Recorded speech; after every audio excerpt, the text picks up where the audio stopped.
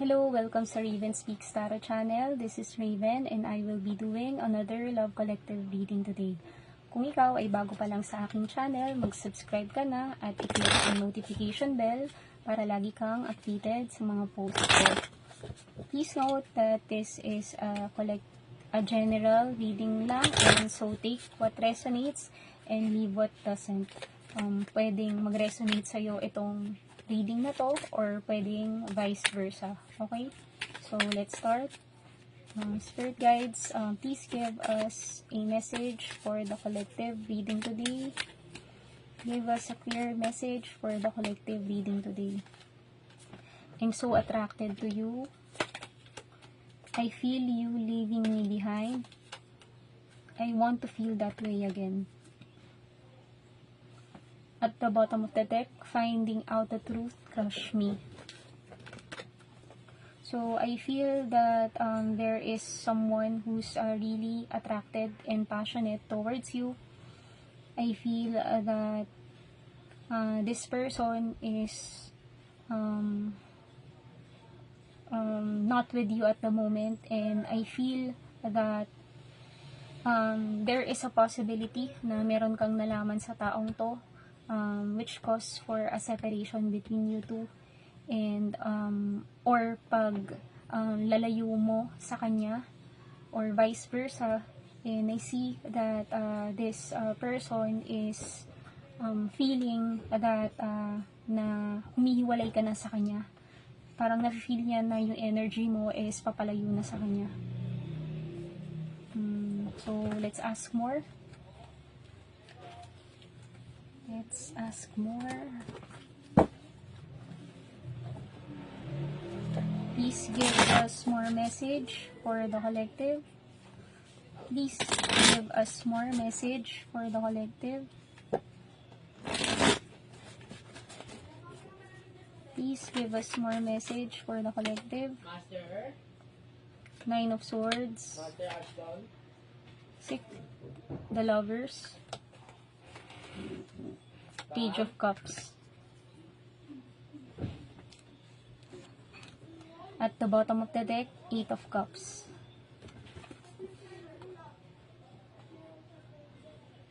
I feel that there is a sadness all over this person, and I feel that this person, there is a possibility that ikaw yung nag-walk away sa person na to. I don't know kung ano yung naging problema nyo, why you walk away. However, I feel that this person is really sad and depressed about what happened. He really misses you a lot, and I feel that he really loves you, and kung ano man yung naging problema niyong dalawa, kung ano man yung truth na nalaman mo, I feel that this person really wants to clear things up with you, message you, and say sorry about what happened. Okay, so let's ask more. Please give us more message for the collective. Please give us more message for the collective. Paradise, happiness, expansion, joy, playfulness, oneness, enjoying each other. Hammer, sabotage, rebuilding, interrogation, repetitive, persistent, working on it. Palm tree, stability, security, permanence, growth, endurance, flexibility. Okay? I feel that in this card that this person wanted to fix things with you, and I feel that this person wanted to get you back and wanted to do everything para magbalikan kayong dalawa. And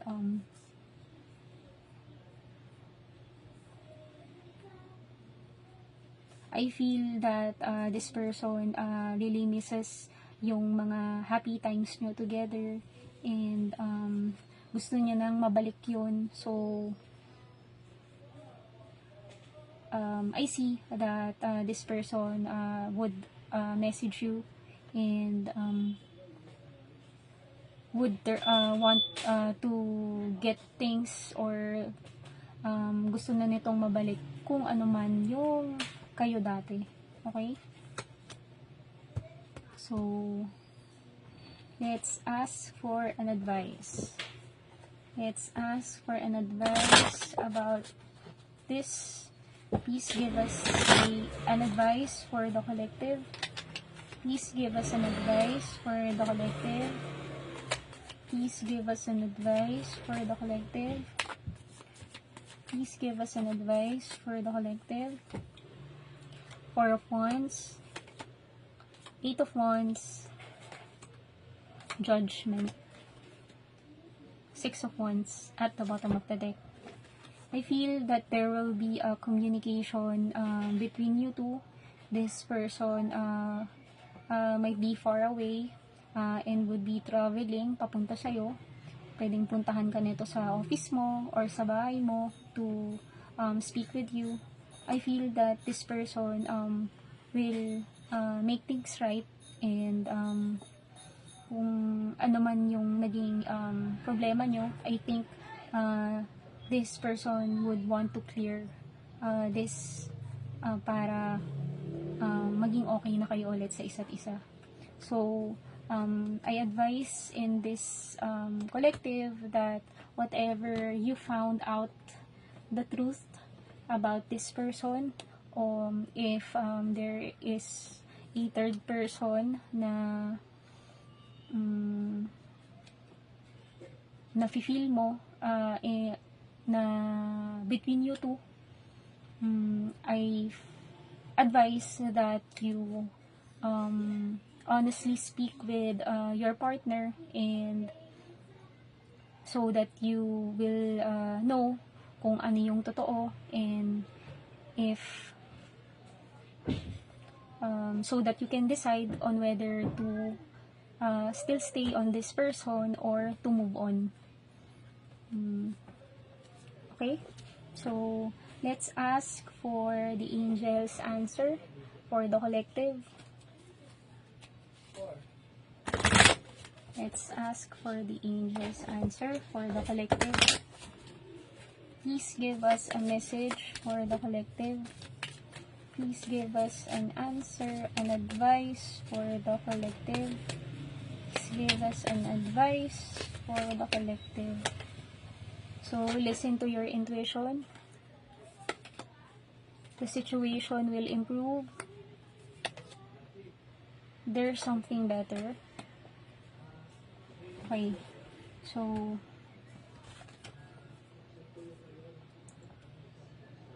I feel in this card that it's really up to you on whether you still wanted to forgive this person, kung ano man yung nanggawa nito. Mararamdaman mo naman if kung ano yung nafe-feel mo, kung may nafe-feel ka man na may third person between you two, and if you really have a proof, I advise that you let the person know about this, and you two speak together, and i-check if you still can work things out. Okay? If you're the person who wants to stay on this relationship, I advise that you napag-usapan yung dalawa kung ano man yung naging problema nyo, and however, in this other card, which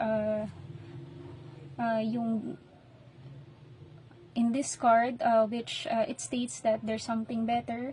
So if you're the person who no longer wants to stay on this relationship, on this person, I feel that merong dadating na mas better para sa'yo. Okay? So, ayun lang mga collective. Thank you again for watching this video, and I'll see you again on our future readings. Love and light!